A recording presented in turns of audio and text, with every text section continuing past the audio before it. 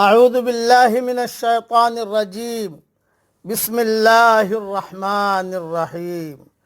سورہ مریم کی چند آیتیں پڑھ رہا ہوں، آیت نمبر 73 سے لے کر آیت نمبر 76 تک۔ وَإِذَا تُتْلَى عَلَيْهِمْ آيَاتُنَا بَيِّنَاتٍ قَالَ الَّذِينَ كفروا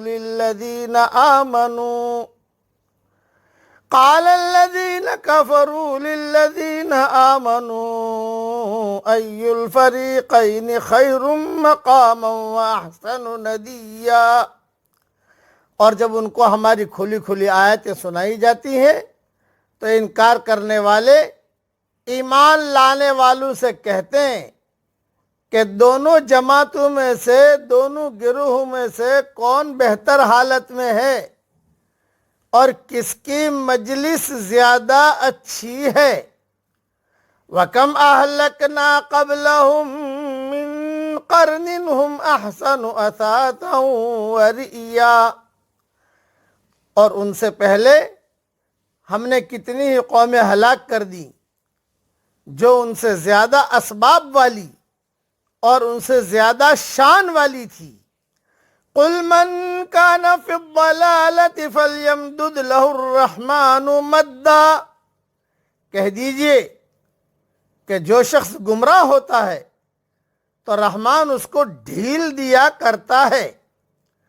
حَتَّى إِذَا رَأَوْا مَا يُوعَدُونَ إِمَّا الْعَذَابَ وَإِمَّا السَّاعَةَ، یہاں تک کہ جب وہ دیکھ لیں گے اس چیز کو جس کا ان سے وعدہ کیا جا رہا ہے، عذاب یا قیامت، فَسَيَعْلَمُونَ مَنْ هُوَ شَرٌّ مَكَانًا وَأَضْعَفُ جُنْدًا، تو ان کو معلوم ہو جائے گا کہ کس کا حال برا ہے اور کس کا لشکر کمزور ہے۔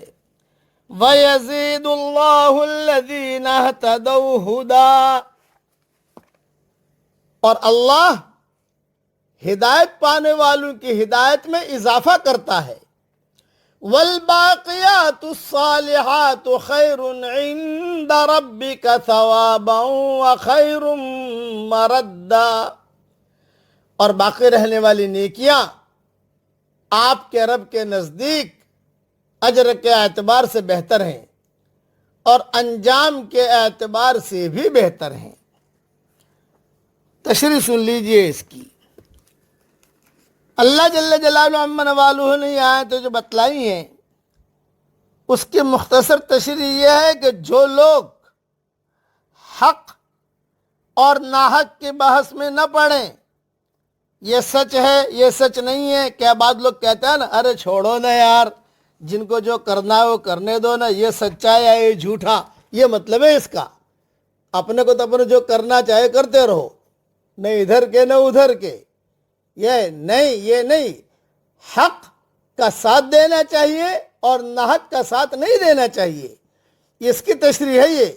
جو لوگ حق ناحق کی بحث میں نہ پڑیں، جو آخرت کے مقابلے میں دنیا کی مصلحتوں کو اہمیت دیں، جو خدا کو خوش کرنے سے زیادہ عوام کو خوش کرنے کا اہتمام کرتے ہوں، ایسے لوگ ہمیشہ زیادہ کامیاب دکھائی دیتے ہیں، ان کے ارد گرد زیادہ رونق اور شان جمع ہو جاتی ہے۔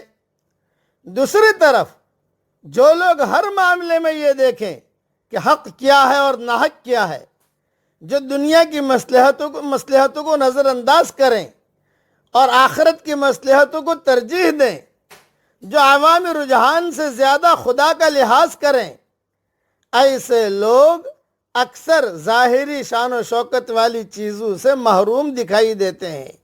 یہ فرق بہت سے لوگوں کے لیے غلط فہمی کا سبب بن جاتا ہے۔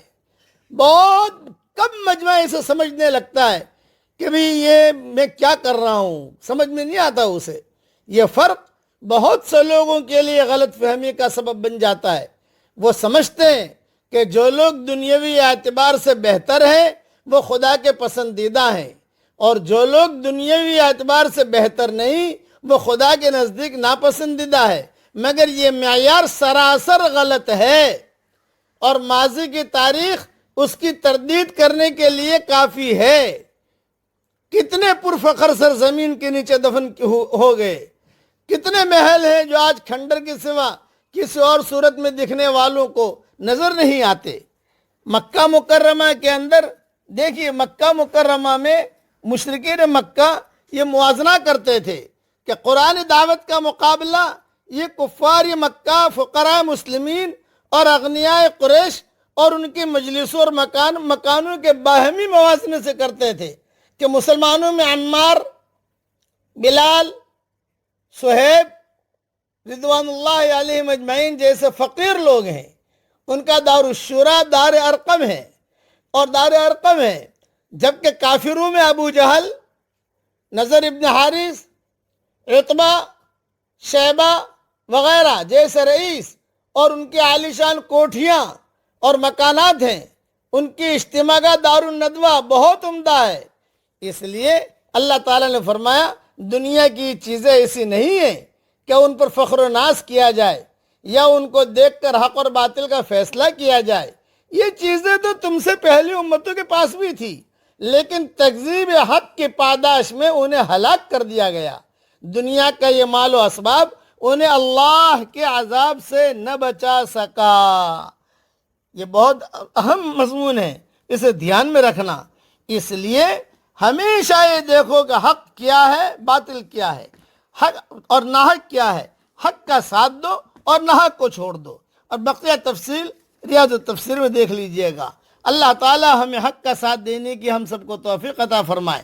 اور ایک بات یہ ذہن میں رکھنا، سرکش آدمی کو سرکشی کا موقع ملنا مہلت امتحان کی وجہ سے ہوتا ہے، نہ کہ کسی حق کی بنا پر، مگر ایسا ہوتا ہے، اکثر ایسا ہوتا ہے کہ آدمی اس فرق کو سمجھ نہیں پاتا، وہ وقتی مہلت کو اپنی مستقل حالت سمجھ لیتا ہے۔ اس کی آنکھ اس وقت تک نہیں کھلتی جب تک مدت کے خاتمے کا اعلان نہ ہو جائے اور اس سے سرکشی کا حق چھین نہ لیا جائے۔ خدا اپنی مصلحت کے تحت کسی کو دنیا میں ہی یہ تجربہ کرا دیتا ہے اور کوئی سی حال پر باقی رہتا ہے یہاں تک کہ موت اس کو وہ چیز دکھا دیتی ہے جس کو وہ زندگی میں دیکھنے پر تیار نہ ہوا تھا۔ اللہ تعالیٰ صحیح راہ پر چلنے کی ہم سب کو توفیق عطا فرمائے اور حق کے ساتھ رہنے کی اور حق والوں کے ساتھ رہنے کی اللہ ہم سب کو توفیق عطا فرمائے۔ آمین۔ وآخر دعوانا ان الحمدللہ رب العالمین۔